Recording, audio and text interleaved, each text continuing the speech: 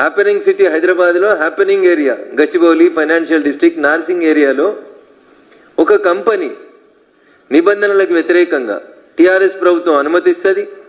TRS ప్రభుత్వం అనుమతి ఇచ్చిన తర్వాత హెచ్ఎండి అధికారులు కంప్లైంట్ ఇస్తారు. దానికి సంబంధించి 1006/2023 నార్సింగ్ పోలీస్ స్టేషన్లో కేసు నమోదవుతుంది. కాంగ్రెస్ ప్రభుత్వం అధికారంలోకి వచ్చినాక రేవంత్ రెడ్డి గారు అధికారంలోకి వచ్చినాక ఆ నిర్మాణాన్ని ఆపేస్తారు.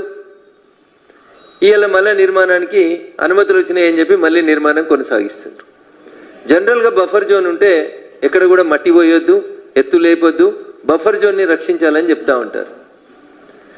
బహుశా భాగ్యనగరంలో జరుగుతున్నటువంటి ఈ అక్రమ నిర్మాణాలన్నీ రాష్ట్ర ప్రభుత్వానికి చూపించేందుకే అనుకుంటా గత వారం 10 రోజులుగా వరుణదేవుడు ఇష్టానుసారంగా హైదరాబాద్కి వరదల్ని తీసుకొచ్చినాడు. సర్వీస్ రోడ్ని అసలు తీసుకోకుండా సర్వీస్ రోడ్ని బంద్ చేసి హెచ్ఎండి అనుమతులు ఎట్లిచ్చిందో రాష్ట్ర ప్రభుత్వ పెద్దలు చెప్పాలి.